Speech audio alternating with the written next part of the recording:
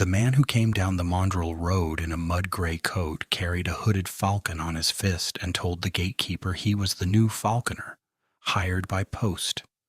He was not the new Falconer.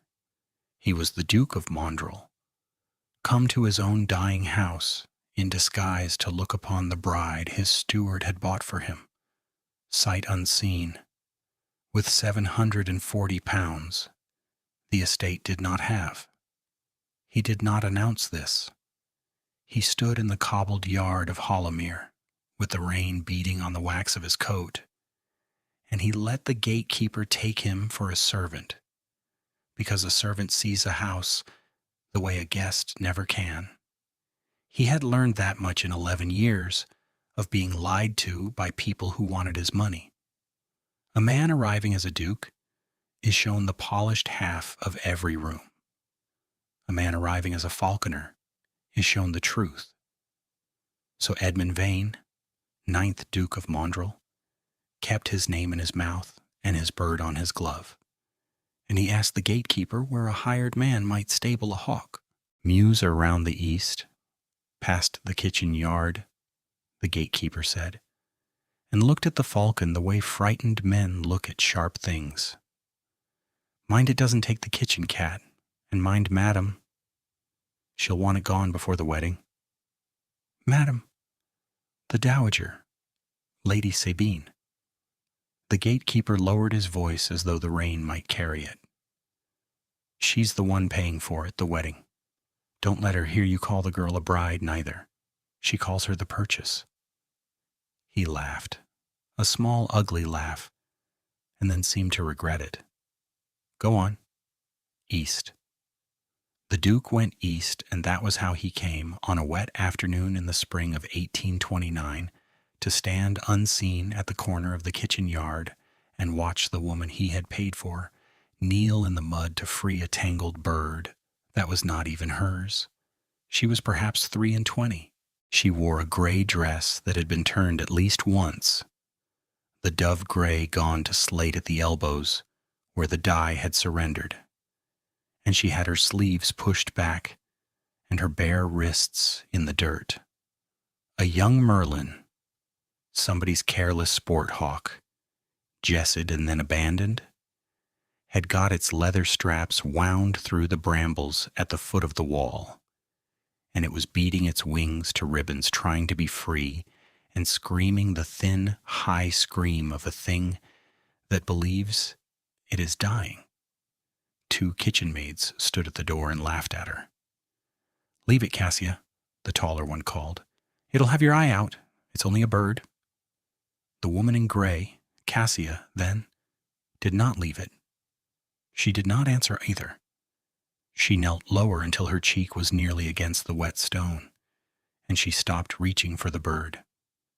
The Duke noticed that. Everyone reaches for a frightened animal. It is the first wrong thing a person does. She did not reach. She went still. She put one open hand flat on the ground a foot from the merlin, and she waited, breathing slow, while the rain ran off the end of her nose, and she began to speak to it in a voice too low for the maids to mock. There, she said, there. I am not the brambles. Be still, and I will show you which is the bramble and which is the hand. It took her a long time. The Duke, who had flown hawks since he was 9 and had been bitten to the bone for less patience than this, stood at the corner of the yard and forgot, for whole minutes, that he was pretending to be anyone at all. The merlin stopped screaming. It went from a dying thing to a watching thing. And then, because she had given it the choice instead of taking it, it let her thumb work the jess loose from the thorn, and it stepped, did not fly, onto the back of her bare wrist, and sat there, ragged and panting, and did not strike.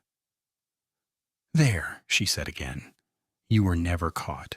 You were only tangled. There is a difference, though no one in this house seems to believe it. The taller maid, the one called Prue, stopped laughing. "You'll catch something off it," she said, but uncertainly now. "I expect I shall," Cassia agreed and stood and carried the merlin to the dry of the mews door, as though it were made of glass that could still cut her. Better that than leave a tied thing to tear itself apart for company.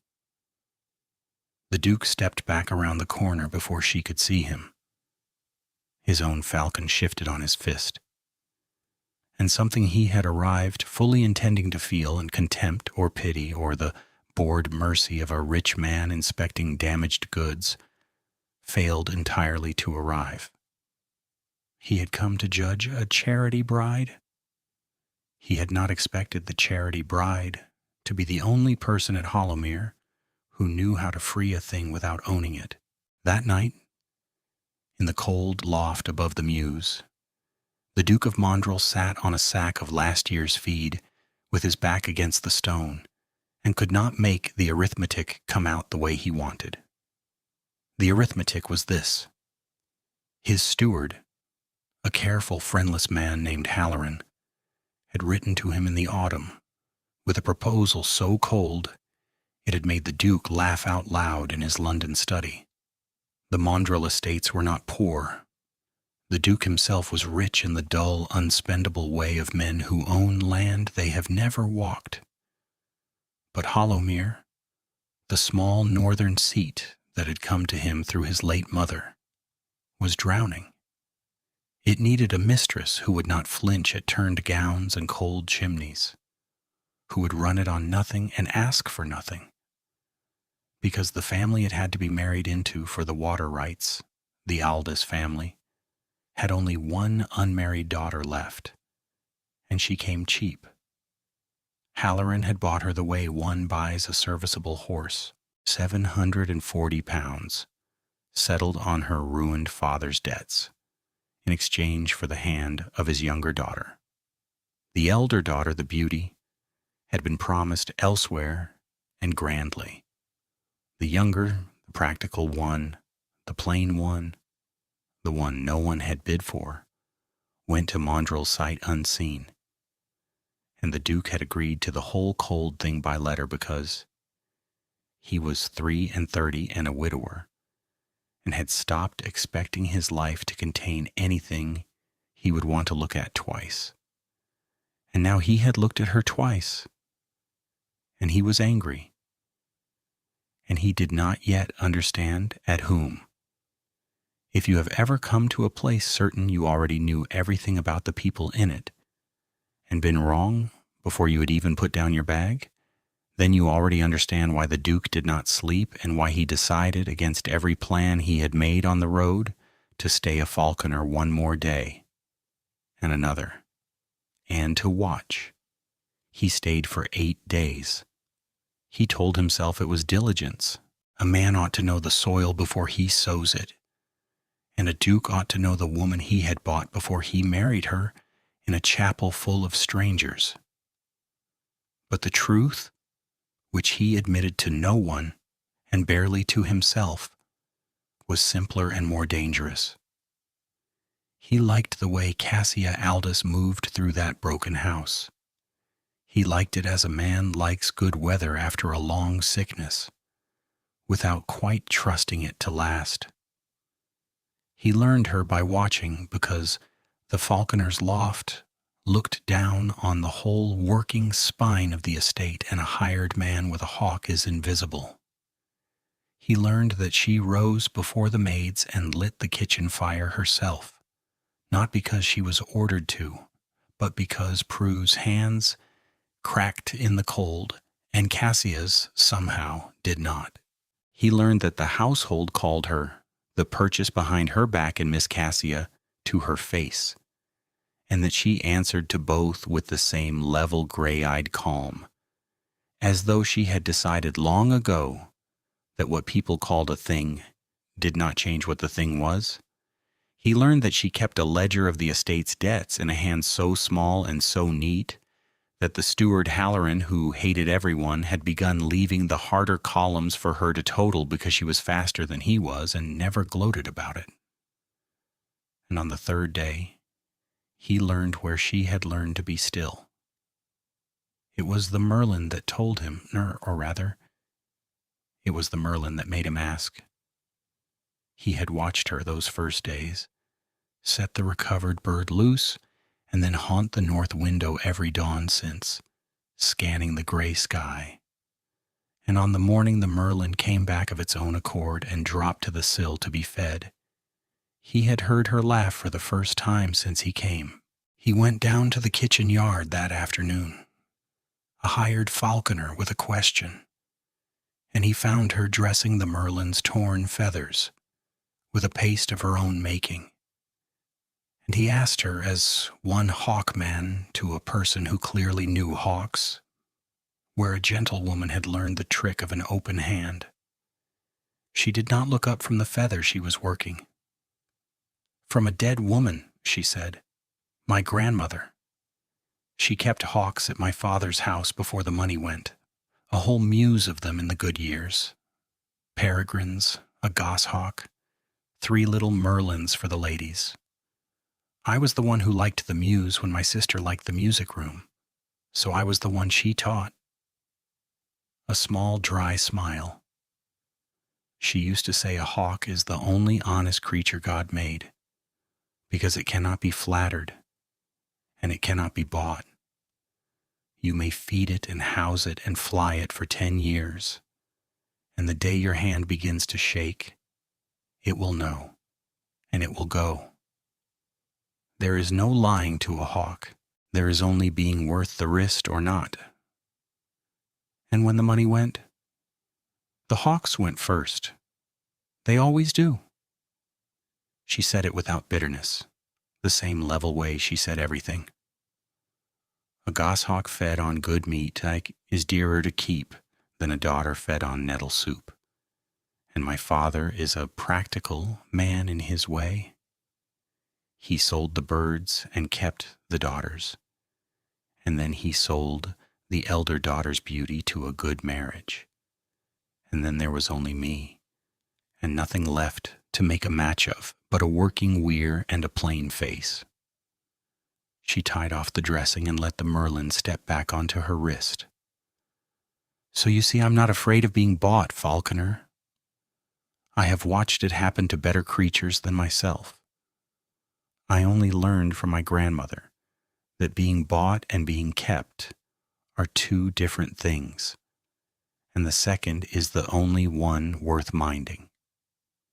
The Duke stood in the kitchen yard with the rain starting again, and understood that the stillness he had been admiring was not a gift of temperament. It was a thing she had been taught, deliberately, by a dying woman in a muse that no longer existed, against the exact day that was now coming for her. She had been raised to be sold, and had decided, somewhere along the turning of 3 gray gowns, that she would at least choose how she stood when the buyer came to look. He had come to that yard a man inspecting his property. He left it a man who had been quietly, thoroughly outranked. He began, after that, to test the smaller truths of her, not to trap her, he told himself, only to see whether the 3rd day had been an accident. He left a sum miscounted in the steward's ledger where she would find it, 3 pounds gone astray, and watched to see whether she would pocket the error or correct it. She corrected it and noted whose hand had made it, and said nothing to shame the man. He let it be known among the maids that the falconer thought the purchase put on airs above her station. It came back to her within the hour, as such things do, and she met him at the mews door the next morning, level as ever, and said only, "If you have a thing to say about me, Falconer, I would rather you said it to my face than fed it to Prue. I find I prefer my insults firsthand." And she had been right, and he had been ashamed, and he had stopped. Each small test came back the same. The hand did not shake. The arithmetic of her never once came out false. And the Duke, who had come north certain that anyone could be caught performing if you only watched long enough, found that the longer he watched Cassia Aldous, the more there was to watch, and the less of it was performance. He should have been glad. He was, in truth, half in love, and the other half was afraid, because the more he believed in her, the more he understood what his aunt was building down in the great hall, while he hid above it, and the more it would cost when the building was done. And he learned about Lady Sabine. Lady Sabine Vane, the dowager, was the Duke's aunt by marriage, his late mother's sister-in-law, and she had installed herself at Hollowmere as its chatelaine the day the estate passed to her nephew, on the grounds that a widower could not be trusted to run a house, and a dead woman's sister could. She was 61 years old, beautifully dressed in mourning she did not feel, and she ran Hollowmere the way a cruel governess runs a schoolroom, by finding the one child who will not cry, and trying every day to make her. That child was Cassia. "You will not bring that creature into the hall," the dowager said on the Duke's 4th day, when she found Cassia carrying the recovered Merlin past the foot of the great staircase to set it loose from an upper window. The Duke heard it from the gallery above, flat on the cold boards, listening. "We are not running a menagerie for the entertainment of a girl her own father could not give away." "It is going out the north window, my lady," Cassia said. "It only wants height to launch from. Then it will be gone, and you need never see it again. Like its keeper, one hopes." The dowager's voice was very smooth. "Do you know what you cost this house, girl? £740. I have a dressmaker in York who would have given my nephew a far prettier wife for half of it, and not one who smells of the Mews. Tell me, when he comes, and he sees you, and he understands what his fool of a steward spent his money on, what do you imagine he will do?" There was a silence. The Duke, above, found he was holding his breath for the answer. "I imagine," Cassia said at last, very quietly, "that he will do whatever he likes. Men with £740 to spend on a stranger usually do."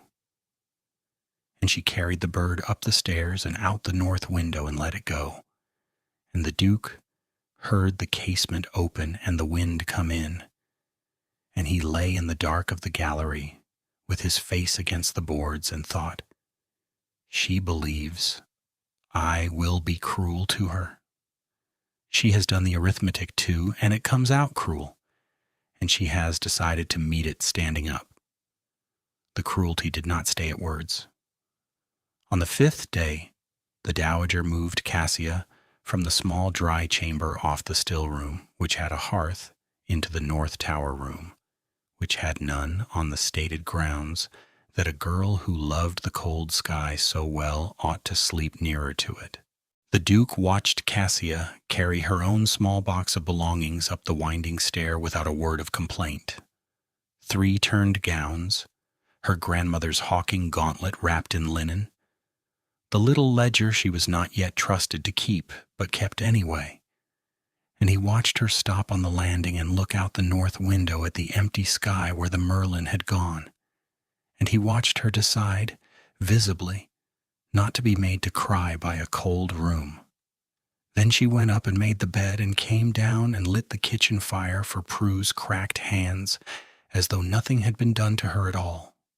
That night the dowager seated her at dinner below the salt, at the foot of the long table, with the upper servants, and made a small, smiling performance of it before the few county guests who had come to inspect the famous bargain bride. "You must forgive her plainness," Lady Sabin said to a Mrs. Easterby of Thornton, loud enough for the whole table. "She is not here to be looked at. She is here for the weir." My nephew is a practical man and bought a practical wife. And there is no shame in honest livestock, is there, my dear? And she had turned to Cassia with the question, expecting the color to rise, expecting at last the trembling lip that would prove the purchase had no breeding under the gray. Cassia set down her spoon. The hall waited. None at all, my lady, she said, perfectly level, and a deal less shame than in a creature that eats at the head of the table and earns its keep by cruelty to those below the salt. I am content to be the livestock. The livestock, at least, is honest about what it is for. And she picked up her spoon again and finished her soup, and the county guests did not quite know where to look, and Mrs. Easterby of Thornton hid a smile behind her glove that the dowager did not see, and the Duke, eating cold mutton with the outdoor men 3 rooms away, heard the whole thing carried back to the kitchen within the half hour, and had to set down his knife because his hands were not entirely steady. She would not be made to cry. That was the wall the dowager kept breaking against. And the Duke understood, lying awake that night, that a cruel woman who cannot make her victim weep will not stop at words and cold rooms forever, that she would, in the end, have to manufacture a crime because she could not provoke a confession. He should have known then what was coming. Perhaps he did know and told himself he did not, which is its own kind of cowardice. He should have gone down then. He should have stood in the hall and said his name and ended the masquerade. He did not. He told himself he was not ready. The truth was that he was afraid.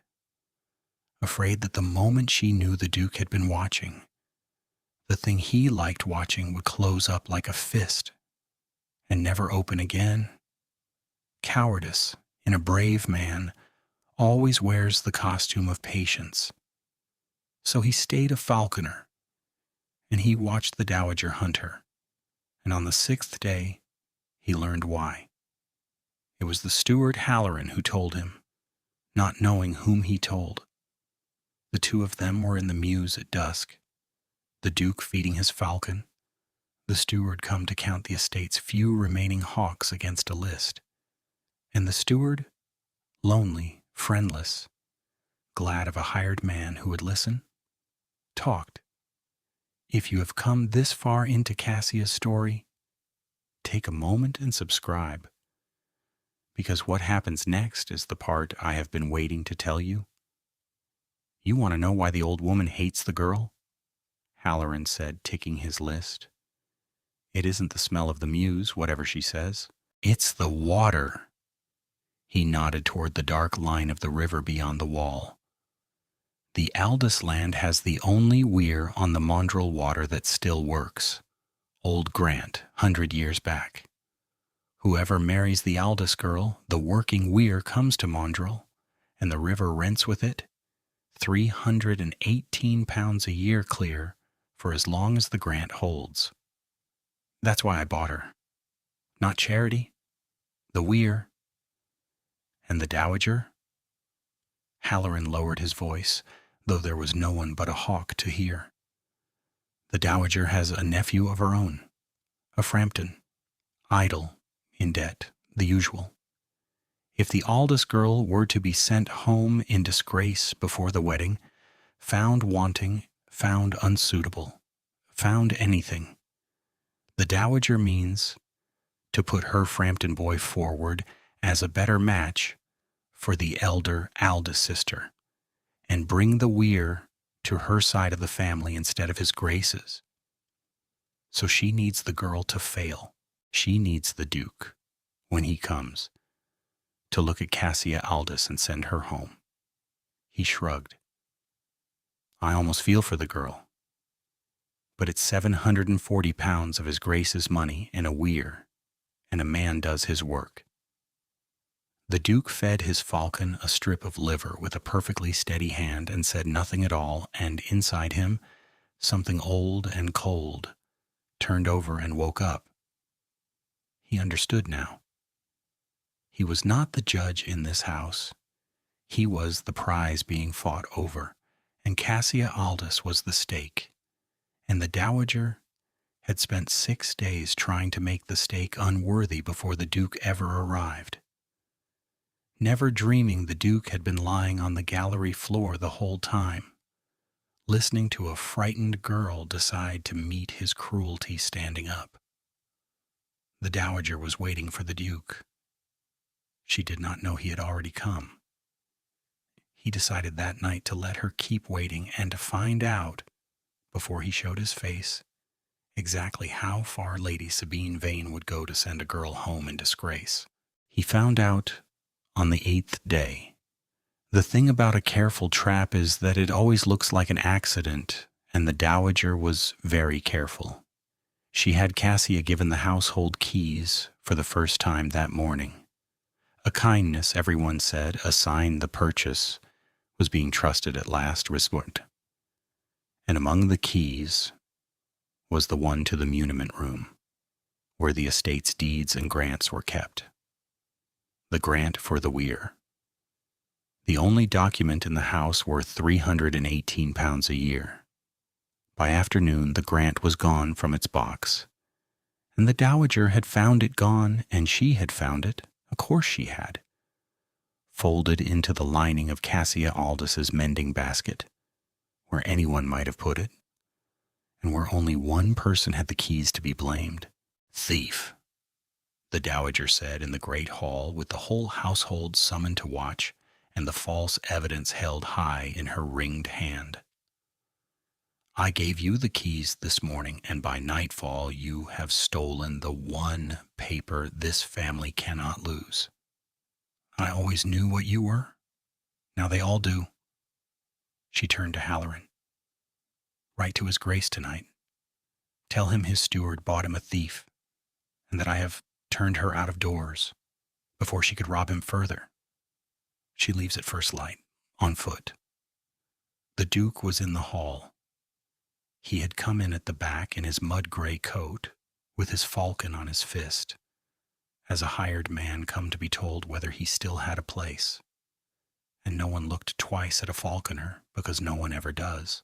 He stood against the cold stone by the screens, and he watched Cassia Aldous's face go white, and then go still.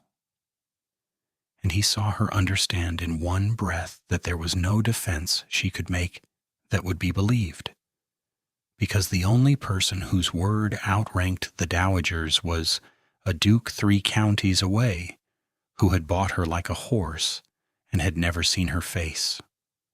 She did not weep. She did not protest.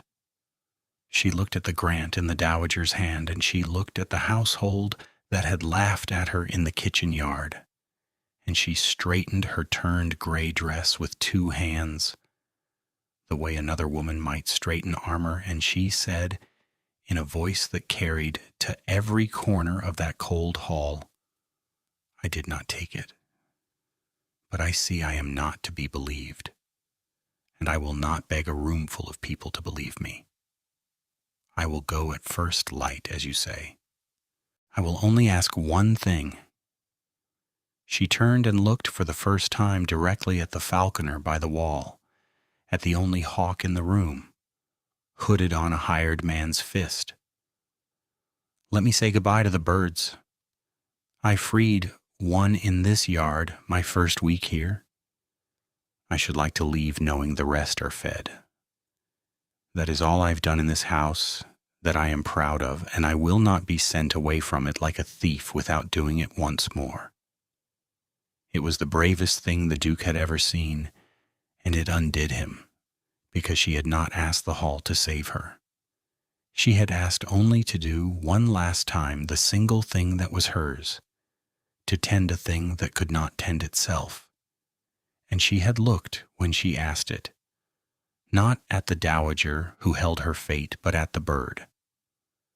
So the Duke of Mondrel, 9th of his name, with his whole household watching and not knowing him, did the only thing that was left to do. He reached up and slipped the braided leash and the hood from his falcon. The bird on his fist was a white gyrfalcon, a great, pale northern hawk, worth more than the weir, the Duke's own flown from his wrist, since it was an eyas, the one creature on earth that had never once lied to him.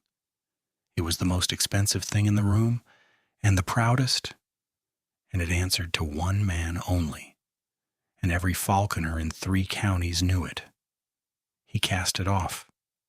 The gyrfalcon went up into the high, cold air of the hall with a clap of wings that turned every head, and it circled once beneath the hammer beams, where the dead Vanes watched from their dark portraits, and the whole household followed it with their eyes.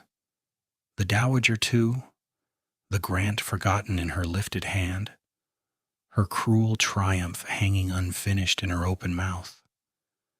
And the white falcon didn't come back to the Duke. It dropped out of the rafters in one long, pale stoop, the way it had been bred for 1,000 years to drop, and it opened its wings hard at the last instant, and it landed, light as falling snow, light as a thing, choosing where it would rest, on the bare wrist of Cassia Aldous. The hall went utterly silent. Cassia stood with the most valuable falcon in the north of England balanced on her unprotected arm, its talons folded so they did not break her skin, its pale head turned to look at her, with the flat gold eye that had never settled willingly on any wrist but its master's. And she did not flinch, and she did not reach to hold it, and she did not understand yet what it meant. She only went still, the same stillness that had freed the merlin in the mud. And the bird, recognizing in that stillness the one thing it had ever trusted, mantled its wings once and settled and stayed. "That bird," said Halloran the steward, into the silence, in a voice gone strange, "answers to no one but the Duke." And every head in the hall turned slowly from the falcon to the falconer who had cast it, and found him already pulling the mud-gray coat from his shoulders, already a duke, already walking out from the wall where the unimportant people stand. "It answers," said Edmund Vane, "to a steady hand. It always has. I have flown it 11 years, and it has never once gone to a stranger." He stopped in the center of the cold hall, and the household drew back from him, the way water draws back from a stone, and the dowager's ringed hand, with the stolen grant still in it, sank slowly to her side. "It went to her without being asked, my lady, in a hall full of people who own things. Tell me, when a bird that has refused every wrist in England for 11 years chooses the one woman you have just named a thief, which of you do you suppose I am inclined to believe? Lady Sabine Vane was the cruelest woman the Duke had ever known, and she was not a stupid one. And he watched her understand, in the space of a single breath, that she had been performing her trap for the very man she had built it to deceive, and that he had been lying on the gallery floor above her for a week, listening. "Edmund," she said.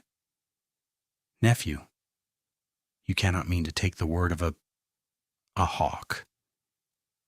"I take the word of 11 years, he said, "and the word of my own eyes. I have been in this house 8 days, aunt, in a gray coat, sleeping over the mews.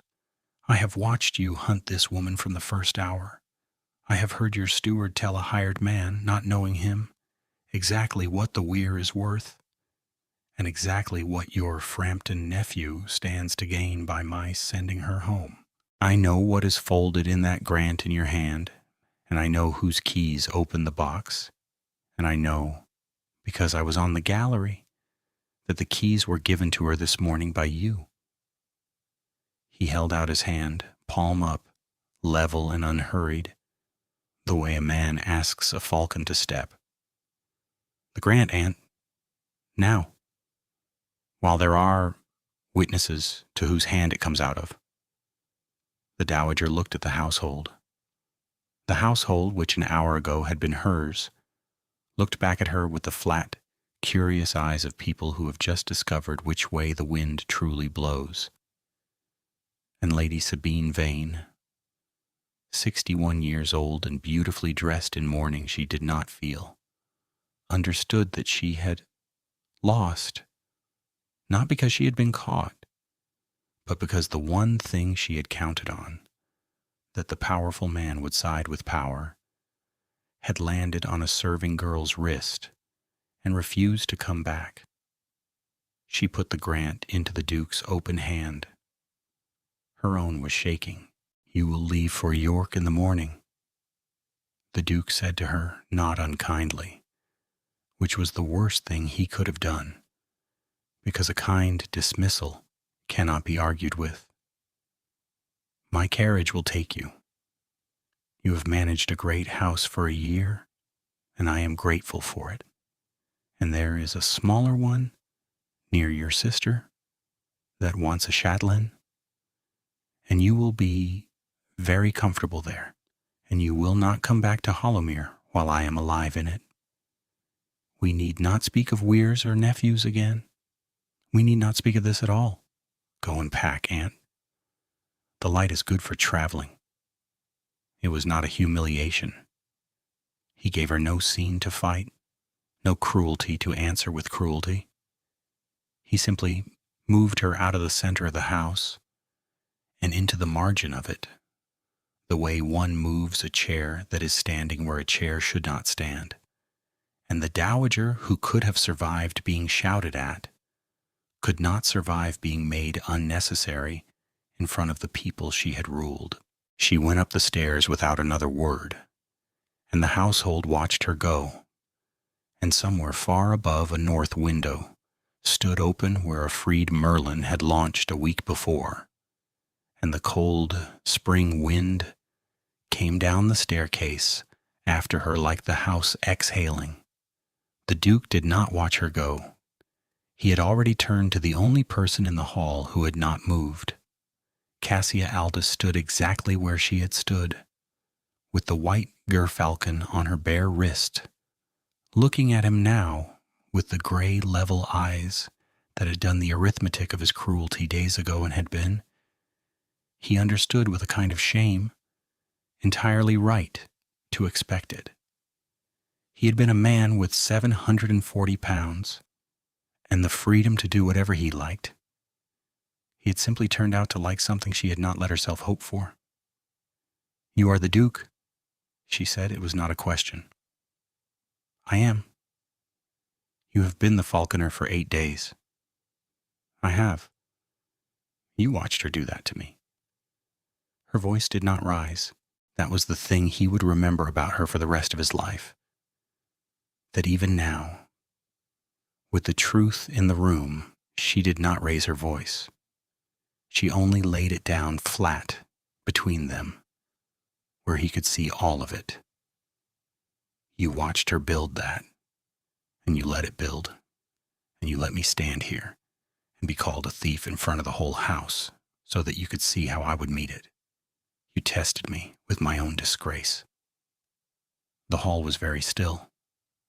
The falcon turned its gold eye on him. "Yes," the Duke said. He would not lie to her.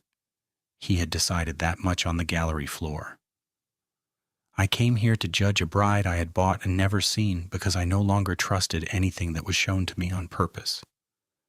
I have been lied to by experts for 11 years, Miss Aldous, and I had stopped believing anything that knew it was being looked at.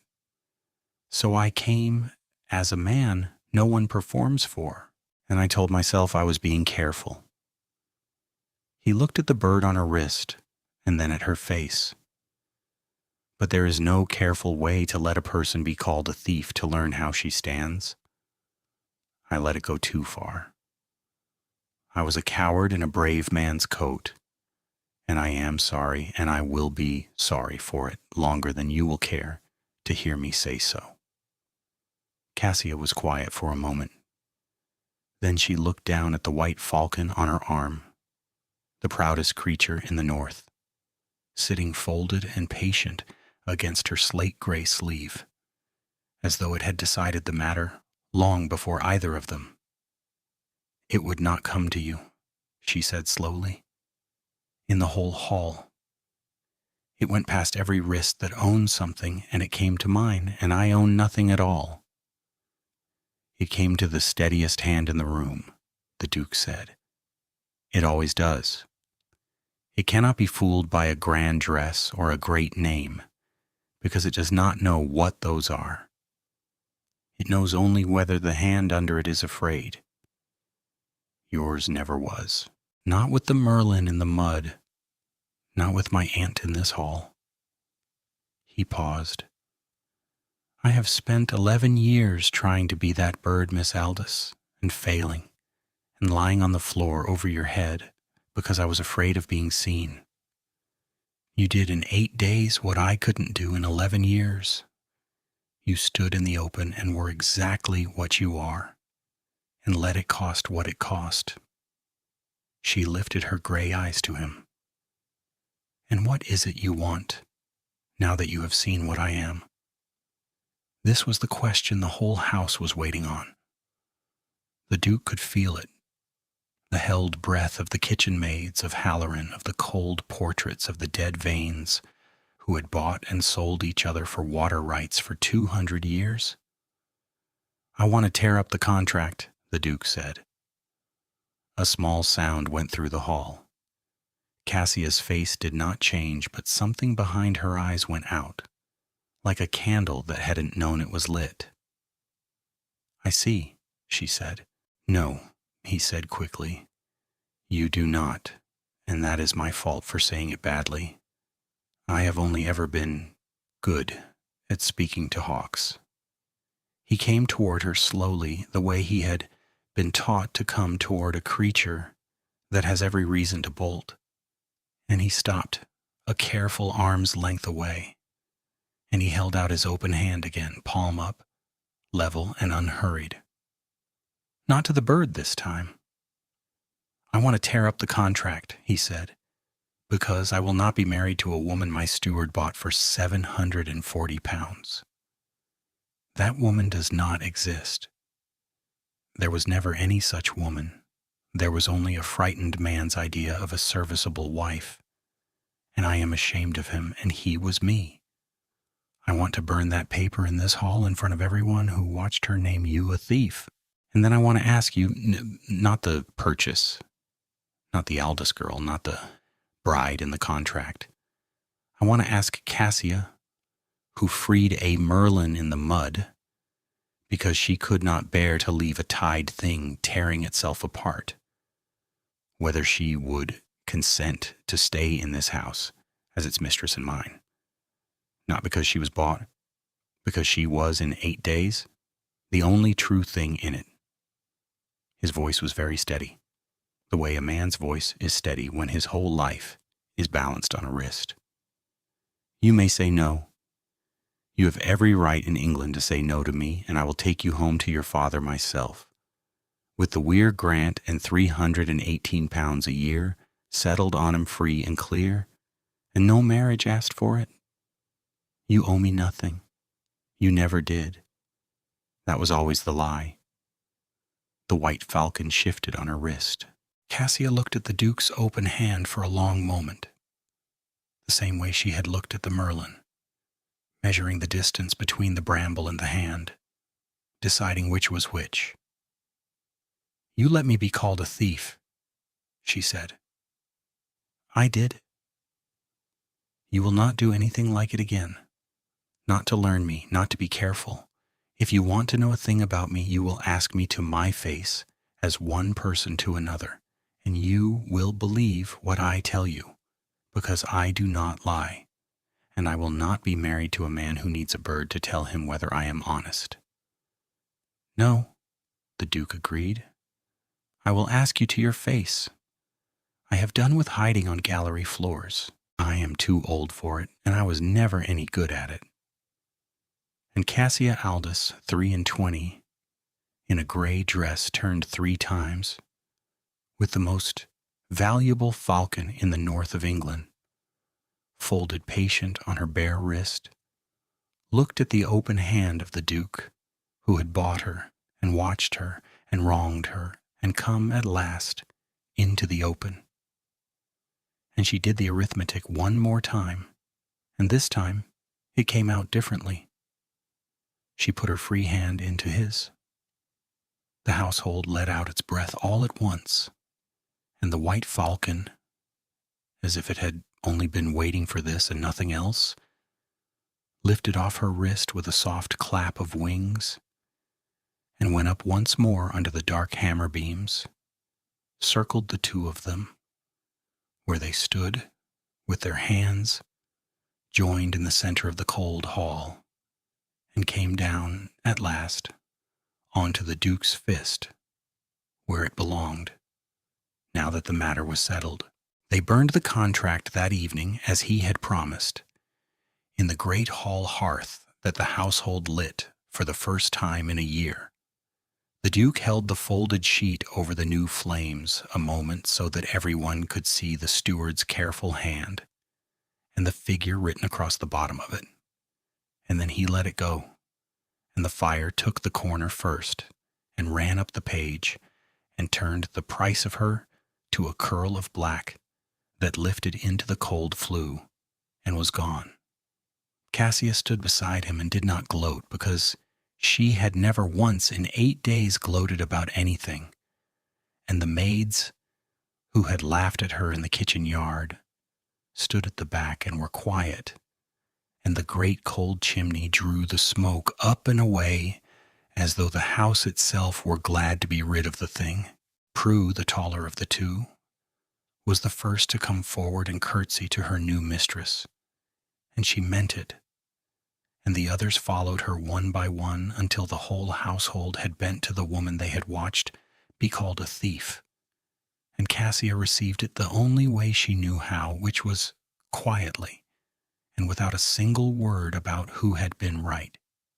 Halloran the steward came to Cassia the next morning, stiff and unhappy, to apologize for having bought her like a horse, and she did not make it easy for him, and she did not make it hard.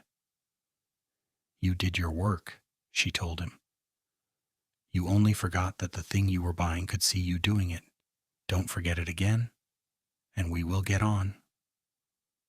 And the steward, who had not been spoken to as a man rather than a function in many years, found that he would have followed her into a fire, and that he had a column of figures she might like to check. They were married in the small chapel at Hollowmere in the late spring of 1829. With no purchase, no contract, and no dowager. Lady Sabine had gone to York and her smaller house, and her sister and her Frampton nephew married a brewer's daughter in the autumn, and was, by all accounts, no poorer for it. The weir came to Mondrel, as it was always going to, but it came as a wedding gift from a father to a daughter he had nearly sold, and not as a price. And £318 a year went a long way toward mending the cold chimneys of a house that had forgotten the meaning of warmth. Hollowmere did not become grand again. Grand was never the point. But the fires were lit, and the long gallery where the Duke had once lain in the dark listening was opened to the spring, and the muniment room had a new lock and only 2 keys.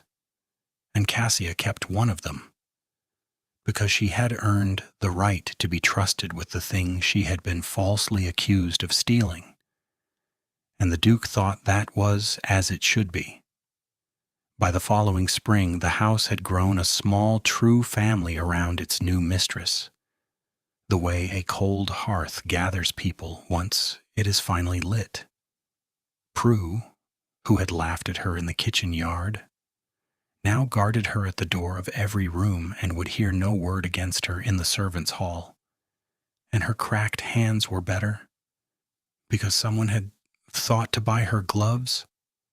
Halloran the steward kept the ledgers and brought Cassia the hard columns to total still, not because she was faster now, but because he liked the quiet of working beside someone who did not despise him.